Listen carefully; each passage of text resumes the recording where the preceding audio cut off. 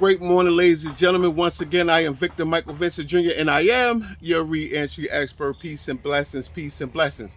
Hey, be mindful of jumping on the bandwagon of things that people create um, in this day and time. A lot of times, people create something and say it's a problem, but they never did the history of figuring out that, it's not that that's a problem. It's everything that came with that. Let me explain this a little clearer. There's this new move about hating the streets. People are coming on social media talking down about the streets, talking bad about the streets. They don't want their kids in the streets. And let me say something.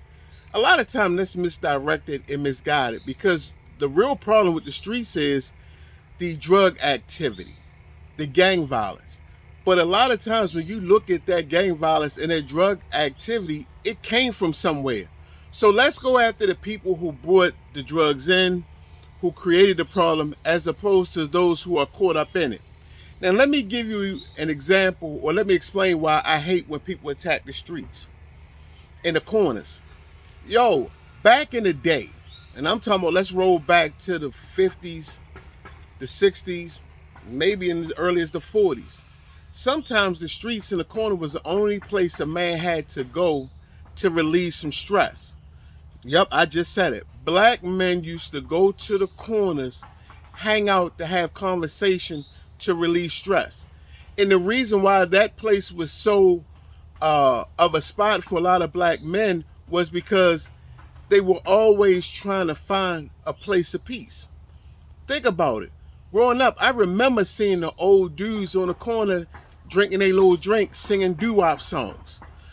Doo-wop seemed like it was formed in the streets. Man, it was nothing to go by to hear Joker just blowing and Joker's harmonizing, and me smiling as my mother's like, boy, come on.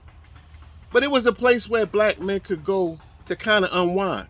You couldn't do it at work, because back in the 50s, we weren't getting, in the 60s, we weren't getting the best jobs. A lot of times black men went to work and got the heck beat out of them.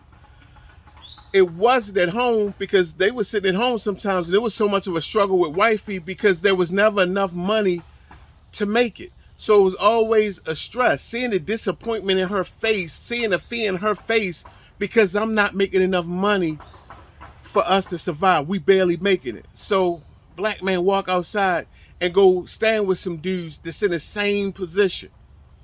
Then there was always the church. The church wasn't always a comfortable place for black men. Sometimes pastors and preachers reached out to the woman because they wanted their tithes and offering. And a lot of men felt like, man, I don't have it to give to you. But a lot of women felt like, if you give, you will get. But for men, it's like, no, man, I worked all this week. I ain't getting this pastor this money. He's sitting out driving a Mercedes Benz, or back then a Cadillac or LTD. Like, no, I'm not putting this money to church. So his place of refuge a lot of times was the street. A lot of times it was the corner. And a lot of times there weren't bad situations or tragic situations. It was just out there hanging out, getting a drink on, conversing and talking. So once again, be mindful of when people start attacking stuff without knowing the history of why that situation is the way it is. Man, do your research, look it up. Man, sit back and talk to the old folk. Old folks know everything. They've been around to see it all. And that's one of the lost art forms of today, us conversing with our elders. See, back in the days of tribes, back in the days of early colonies, back in the days of Native Americans, man, they used to have fires that people would sit around and the old folk would tell stories. And those stories were a lesson of what not to do, or what happens when you do things this way. Beloved, stop hating on your community. Stop hating on things that happen in your community. Start working on solutions, and start holding the real people who create the problems accountable. Sometimes, man, we have a joker start a fire and burn down the whole neighborhood, but we want to blame the fire department because they didn't get there fast enough to put out the fire.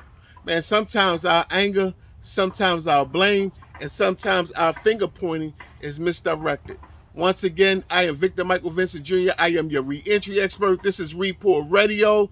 This is my version of giving game, man. And I'm going to ask you, what are you playing? Checkers or chess?